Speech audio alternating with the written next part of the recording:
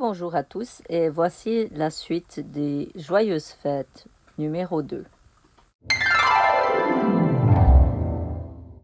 Alors voilà, 7e année, Noël 2015, la première année sur Manta. Alors malheureusement, j'ai pas énormément de souvenirs de ce 24 et de ce 25 décembre, si ce n'est que j'étais avec mon actuel copain qui était un Nouveau-Zélandais à préparer Manta pour que le 26, un ami nous rejoigne pour naviguer.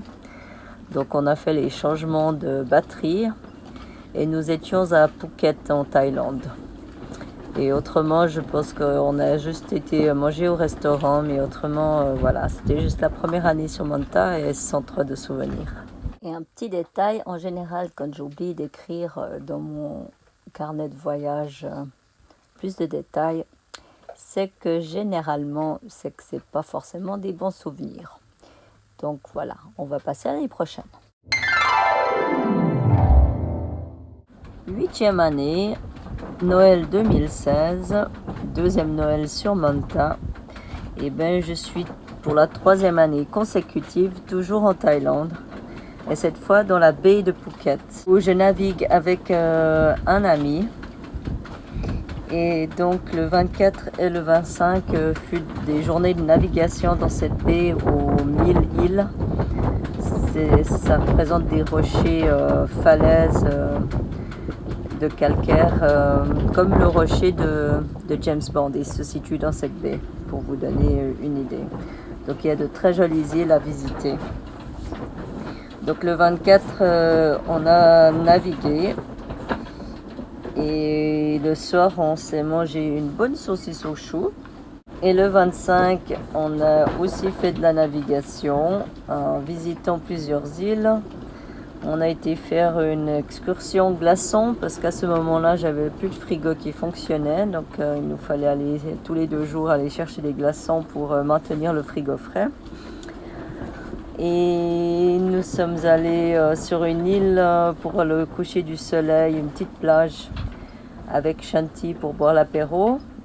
Donc Shanti, c'était mon premier chat, si vous vous rappelez. Et là, Shanti n'a pas du tout apprécié, il a vraiment eu très peur et il n'a pas du tout apprécié. Il tremblait de partout, il voulait juste retourner sur le bateau. Et la preuve en était, c'est que donc, le dinghy était mouillé juste devant la plage. Et il a même été dans l'eau pour pouvoir remonter dans le dinghy. C'est la première fois que je le voyais faire ça. Donc il n'a pas trop aimé son apéro de Noël. Et de retour sur Manta pour le souper, nous nous sommes fait une très bonne fondue.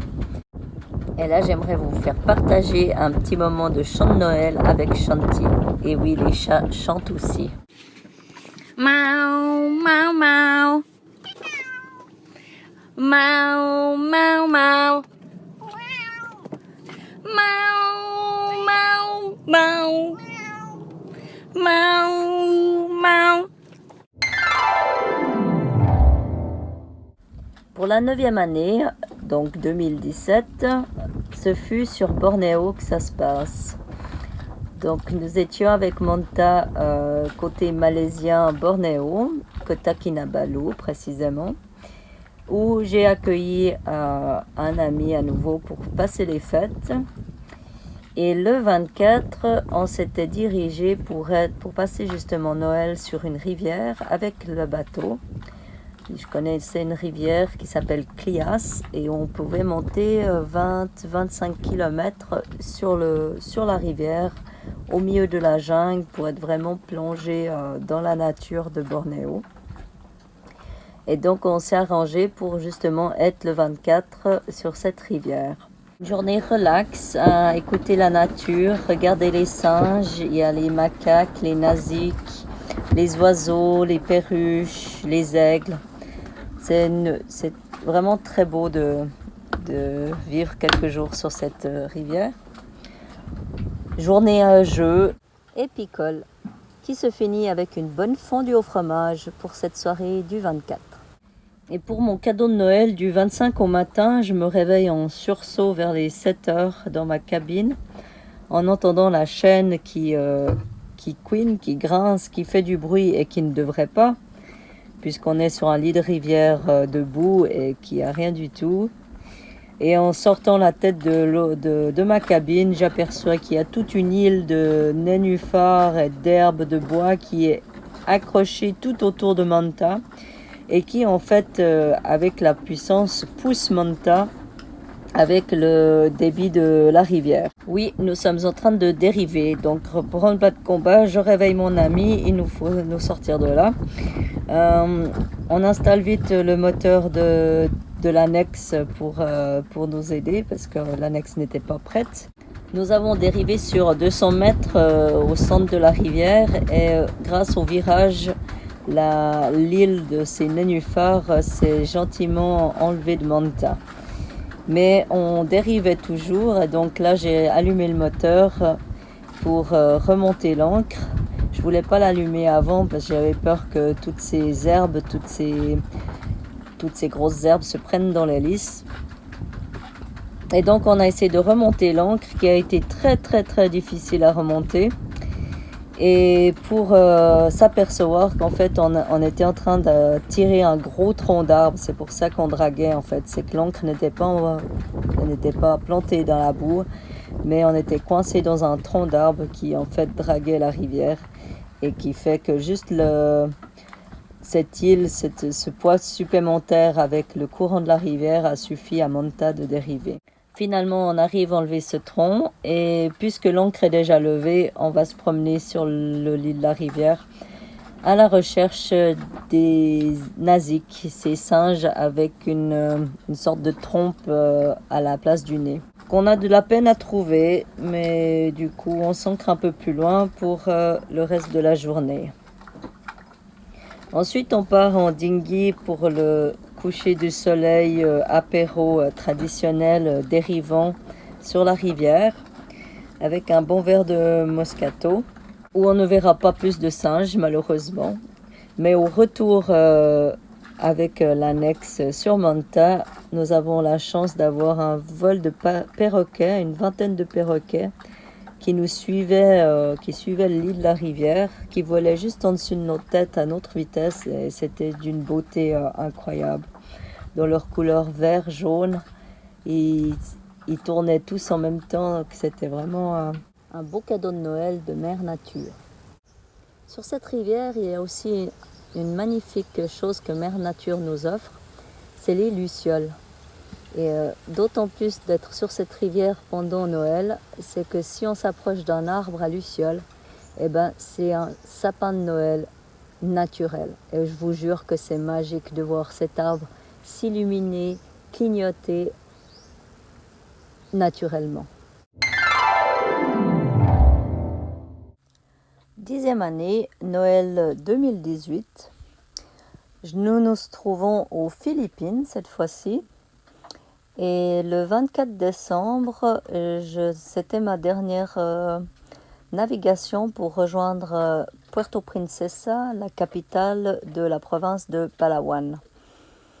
J'étais avec une équipière espagnole depuis quelques semaines déjà à bord. Et donc le plan, c'était simplement d'arriver dans cette ville ce jour-là, ce qui nous nécessitait 4h30 de navigation depuis où on était Honda Bay.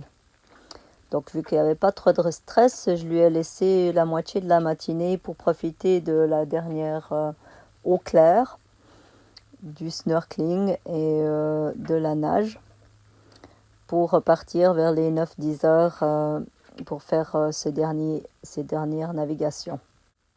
J'ai quand même eu droit à un caca nerveux, comme on appelle chez nous, de cette femme de 42 ans qui m'a fait la tête parce qu'elle n'a pas réussi à prendre sa photo pour Noël. Donc elle a eu la moitié de la matinée, mais voilà.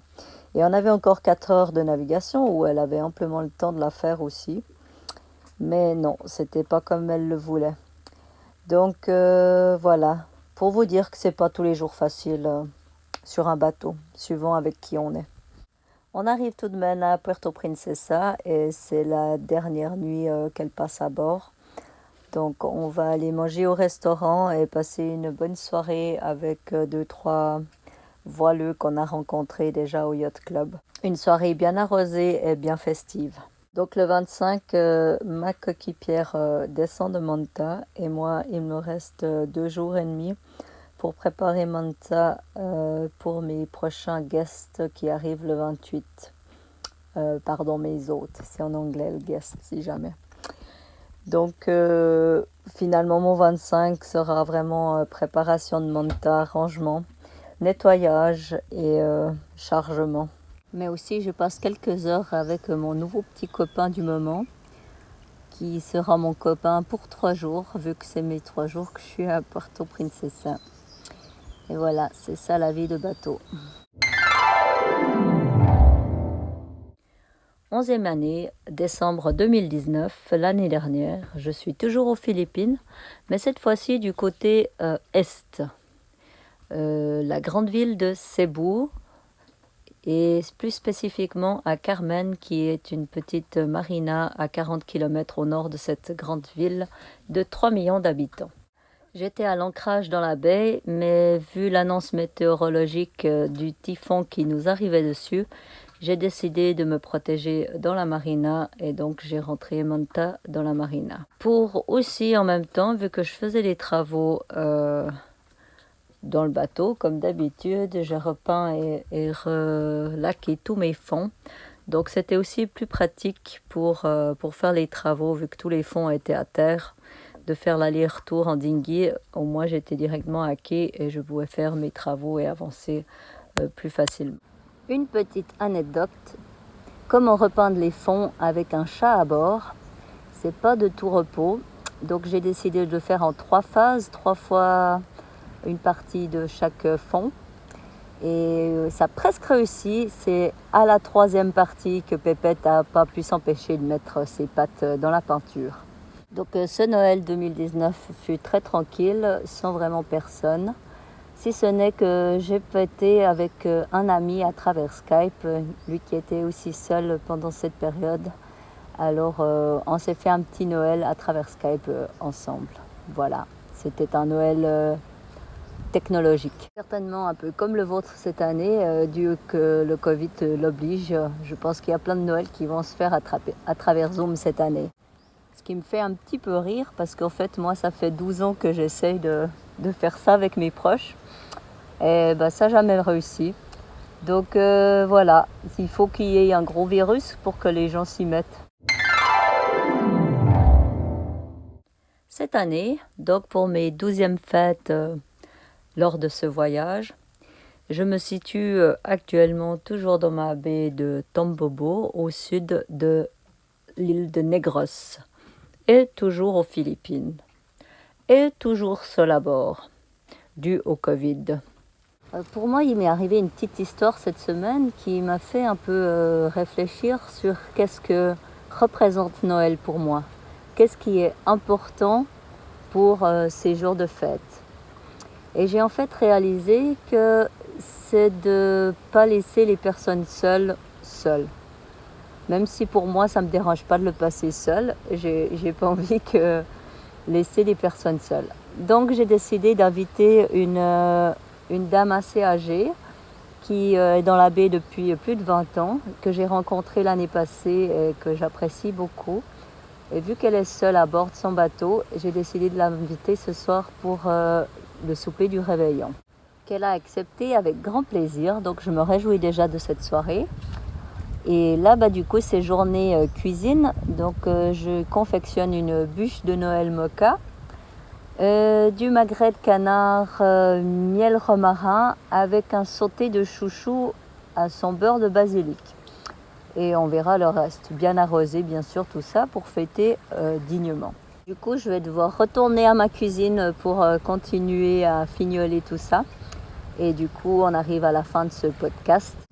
Il me reste donc plus qu'à vous souhaiter de joyeuses fêtes à vous tous, entre famille, entre amis, entourés de plein d'amour et de bonheur dans vos chaumières.